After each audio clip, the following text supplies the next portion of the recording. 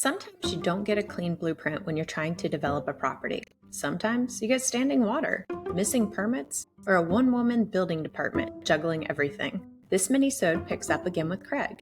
He's an emerging developer in small-town Idaho who's untangling the unknowns of an older subdivision project that was never fully completed. He's meeting with neighbors, walking the site with contractors, and figuring out how to phase the infrastructure so he can actually afford to build. What I love about this conversation is that it's not glamorous, it's real. This is what it actually looks like to develop something in a rural town with limited staff and legacy issues. But it's also what it looks like to lead. I met with the broker. I talked to the county, everybody I could talk to basically about the property to make sure there's nothing bad going on. I did walk the property. There is some standing water, but it's only there because it's a man-made. The drainage is wrong. They put in lots and they didn't drain them properly. So this subdivision has been going on for 50 years. Some houses were built on pads and those pads have blocked the water, creating standing water. Once the drainage is done properly, it should be fine. And that was verified anecdotally by 3 other people that walked it with me also that I talked to. So who were those people? Were they possible partners or just locals? Or one was one was a neighbor whose father does dirt work, and he thought it was definitely man-made. And then I had a guy that I met that does excavating, and he looked at the same thing. So, but people with site work and earthwork, know how. Like, it's not just neighbors going, "Oh, this is what I see," but it's actual people who understand it. Right, exactly. Okay. So that doesn't seem to be a problem. At this point in the conversation, Craig is confirming that the drainage issue on site is man-made, meaning it's fixable. This is a key move early on, gathering the on-the-ground insights from people who actually work with the land, not just the county, but neighbors who've done dirt work, local contractors, folks who understand how land behaves when it rains. If you're in a similar spot, this is where local intelligence can save you thousands and give you the confidence to move forward when things look worse than they are. Lots relatively flat. There's some trees there. It's going to need to be scraped and cleaned, but that's going to be true with anything that's new. I mean, and the trees, we're talking small, like cherry trees and nothing, no giant pine trees or anything like that. That's the one thing I did check on. I mean, I asked the county, is there any problem with tearing down and taking out trees? And they're like, no, it's your property. You can do what you want. So as we know in other locations that you can't touch a tree necessarily. So I will be following up with the county. Everything I asked them about, I'll follow up with an email just to get in writing the, that it is what it is. I asked about building permits for the underground work and the roads. They don't have a permit for that. You just do it, and I guess they inspect it somehow or whatever, but they don't have a permit. You just do what the recommendations are. According to the county, again, all we have to do is build the roads and we can build. They can't stop us. There's no approvals that need to be done. I mean, the lot's already there. It's been approved that they can be built on. Whoever built the last section of houses or the last lots was supposed to put in a paved road and they didn't. So everybody's a little irritated about that. So basically the only if we didn't build the roads, they would say, no, you can't do that. They want paved roads. I don't know if that's so you can't do DG or anything. I don't know exactly. I think if you laid out what it would be, talking to the neighbors that are there, they said the only problem with the DG is just the dust. They'd like to see the paved roads keep the dust down, which I can understand. Hopefully, budget-wise, I'm finding out I've got 2 or 3 contractors working on getting me prices for the underground work on the roads. Maybe they could even do a phased approach to at least get it into phase 2 or phase 3. Yeah, so talking to the lady from the county building department, she says we could do phases. Talking to the lady from the economic development department, she's like, there's no way in heck they're going to let you do phases because they got burnt last time when the guy was supposed to put the paved roads in and didn't. Now, this is probably 25, 30 years ago, so there was no bond or anything like that. So I don't know. And then talking to one of the contractors who went out there and walked the side with me, he's like, we could do this in phases, but 2 years from now, what's the cost of the building going to be? Which is a good point. I don't know if it's a gamble. It's not a gamble. I don't know. This is where the phasing conversation kicks in. Craig is exploring how to build the project into smaller parts because dropping 4K on infrastructure all at once might not make sense if you're not sure the product will sell yet, especially if your mission includes affordable housing. A phased approach can reduce risk, conserve capital, and give you time to test demand.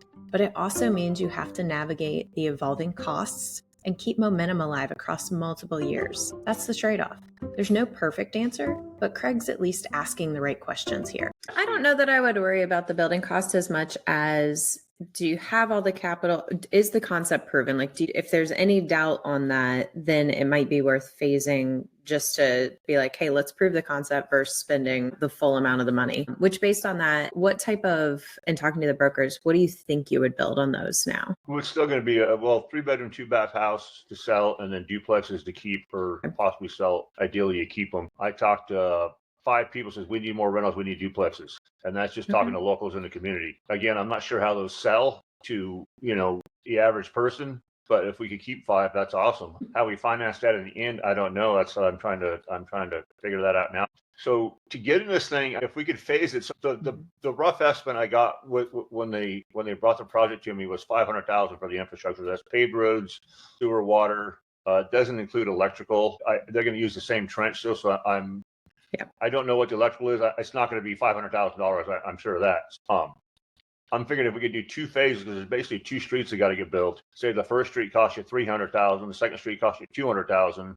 So we could get into it for the down payment of $100,000 and the $300,000 to build the first street, which is relatively cheap in the terms of development projects. Would you do phase 1 to where it was the build to sell so you could get out as much capital as possible? I think that would be the best route. Plus, you could kind of see what the appetite is for buyers and stuff and what they want. So they did do. I have like about a 15-page research that the previous buyer was looking at, and they through using USDA direct loans case scenario, like how do we sell 20 houses? Right. Who can afford 20 houses? So I don't know how much weight, and if I can base the whole thing on it's like the worst case, or if there's a worst case scenario. There's also, we're figuring there's a market for people that live in older crappy houses. We're going to say that might have a house that's worth $300,000. They just do a lateral move into a new house that's worth $350,000, which would be almost a no-brainer to some of these people. So that's a market also. My core original idea is still to provide affordable housing for the locals, but I don't know how long we stick with that. I mean, I want to stick with as much as I can, but at the other end, we still got to make it work too. So I don't know I don't know how I factor that into everything. Is there, since the rental demand was higher, is there potential for the duplexes to become quads? That might require an approval by the county commissioners, because basically the paperwork the county sent me says that the lots are 10,000 square foot. You can put a single family or a duplex on there. If you go to a triplex, you have to have another 2,500 square foot in the lot. So we'd have to have the lot size adjusted, either make bigger lots, which obviously is going to cut down the amount of houses, or have them a variance to where we can put, a triplex on a 10,000 square foot lot. Now we get into the density and zoning. Craig starts wondering, what if I could adjust some lot lines? What if I could go from duplexes to triplexes or even fourplexes? This part of the minisode is gold because it shows what happens when you stop accepting the default zoning and start asking and thinking about what's possible. Craig's approach is smart. Not only is he talking with the building department, he's also floating the ideas by the neighbors and preparing to talk to county commissioners. This is how missing middle housing gets built in small towns, not by asking for sweeping policy changes, but by proposing a better version of what's already allowed, one that fits the neighborhood but helps close the gap. A lot of helping fix the missing middle is to update the zoning codes. What would it take to at least float it out there and see, hey, we know we need affordable housing. Here's what it could look like. Right. So the lady, basically this is a one man building department, or a one lady in the office, and then one lady inspector. So she's pretty much for anything. I mean, she knows the need of affordable housing. I mean, her brother can't even afford to buy a house. So, but then we have to deal with the county commissioners who, some are for it, some are against it. It's always, the yin and yang of it, especially the one that lives next door, we already decided is a conflict of interest, and he really can't vote on it anyhow. Okay. So he's off the table. How many county commissioners are there? I think there's 6 or 7. Okay. But he still has the ear of these other ones, no matter what. Even if he can't vote on it, he has their ear. Maybe not. I don't know. So that's a good point. If we went to a duplex or a triplex model, I think the build cost would come down per square or per lot for sure. I think 4s might be a little big in the area because people really want large garages. Everybody's got toys, boats, Jeeps or ATVs or whatever. So maybe like could you do a triplex or a quad up front, have a garage or something on the back side of it, and then they could have both? Yeah. There's plenty of plans. Yeah, I think so. Or even if you do a 2-story deal where you just got 3 light garages in the house, or more or less upstairs, or the bedrooms and the kitchens are in the back. The neighbors, none of them seem to be necessarily. I mean, obviously they said they don't want they'd be happy to have vacant land in their backyard or use them for hiking paths, and their kids can ride their bicycles back there, but they also realize progress is going to happen. So no one was like really Good. against it at all. So that's a good sign. What about, were there utilities and stuff? Weren't there overhead power lines or telecom or something? Yeah, there's some overhead power lines, and my one guy giving me a price on the underground work's going to check into having those put in the ground to see if we can get them in. I mean, I think that ideally in the end is the best scenario. Whether they want to pay for it or not, I mean, I don't think we should have to pay for all that, but getting them to chip in, what they chip in could be huge. Right. It could be nothing. How high risk is it from a fire standpoint? It is relatively high risk. I mean, it's a forested area, right? Okay. If you go on Zillow, it says there's a 21% of a major forest fire there in the next 15 years. So I don't know. And there was one 2 years ago where a transformer blew and started and they burned down 8 houses. And then our place burnt 10 years ago too because of overhead wires arcing in a windstorm. So it's definitely a serious issue. Okay, so potential there. So county commissioners on just figuring out if you can increase density, because that changes it. Do you think they're approachable and you could just say, hey, and maybe it's drawing a quick site plan to say, hey, this is what it would look like, and giving rough numbers and say, instead of rent being this, rent could now be this, making it truly affordable for the community. I think there's wiggle room there with people. I mean, it's definitely a small town, so everybody knows everybody. It's impossible to do anything that, people don't know about. Right.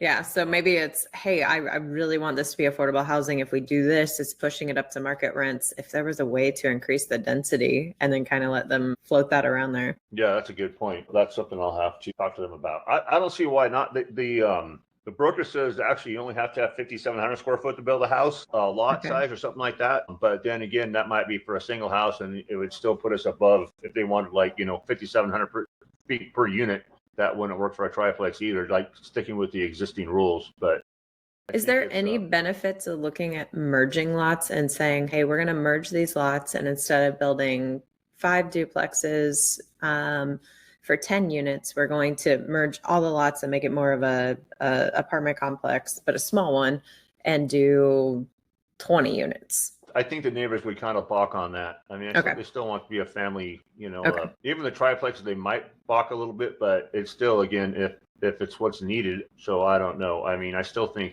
probably keeping it a smaller product. You got to put all 3 together. Let's see, if you had 5 lots in a row and you made it down to 4, that would give you 12 units. So you could get 2 more units out of those 5 lots. Based on the underground permits, I feel like adjusting some lines could be, and sometimes if you only adjust X amount of lines, it's a much smaller, lot merger, lot adjustment type deal. Right. And I'm thinking there's one section that almost begs to, it's 5 in a row right there. Yeah, 1, 2, 3. And also there's 3 sections of land. The one in the middle has the least amount of neighbors that are going to be affected, because the people behind the other 2 sections of land, we could keep those lots simple, but the ones in the middle, if we turn those into the bigger, that way it's kind of like you're not direct neighbors where you're adding more housing. Yeah. So the people that are already there are only have one neighbor behind them, but then there'll be a street, and then there would be higher density housing in the middle. So then when people are driving around and seeing it, they're not seeing the massive thing first. Right. They're seeing what looks like them, and then behind it, I like that idea. Then there was another 3 lots in that same section. If you combined all 3 of those, maybe you could put a fourplex in there or 2. I mean, what I say, you would need 15,000 foot for a fourplex. So yeah, you could put 8. So you put 2 fourplexes on those 3 lots. You would have the feet. So so you're essentially getting 4 more units right now than what we started with, just by moving lines. Yes. So then now the thing is, let's verify that doing lot line adjustments is a fairly administrative process. You were worried about who would buy townhomes. If you go to fourplexes, is there a concern of who the buyer is? I would probably figure out a way to keep those in the end. And the same thing with the triplexes. I mean, that would give you what I say, we'd have 4 triplexes and 2 fourplexes. I mean, that's 20 doors. I mean, and then you build up your property management through that. Same one can manage your commercial building. Yeah, so we'd sell 11 houses and then keep those other. Or you might be able to find investor to buy a fourplex or something like that also, just to help out. Or even a triplex, or even some locals. The benefit, the realtors were telling me the benefits of the duplexes was there's lots of people that live out in the country, we'll call it on the hill, that live out in the country. They're getting older. They need to move into town. Yeah. They could pretty much pay cash for the duplex, rent out half, and they could house hack those duplexes also. I heard that from 2 realtors. I haven't really priced a duplex. I did talk to one lady. She sent me some plans. I haven't looked at them yet. I did find one home builder that says she can build a 1,400 square foot 3-bedroom, 2-bath house for the 230, around 230 all in. What I hope you hear in this minisode is that you don't need to have it all figured out to get started. Craig is still asking questions. He's still pricing things, but he's doing the work. He's talking to everyone. He's testing what the land and the county will allow. That's what real estate development looks like, especially for locals. If you're walking a messy project, navigating unclear approvals, or wondering if your idea is even possible, just keep going. This is how it starts. If you love this minisode and want more boots on the ground stories from real people building in their own backyard, subscribe to the Local Real Estate Developers Podcast on YouTube, Apple, and Spotify. Your story could be next.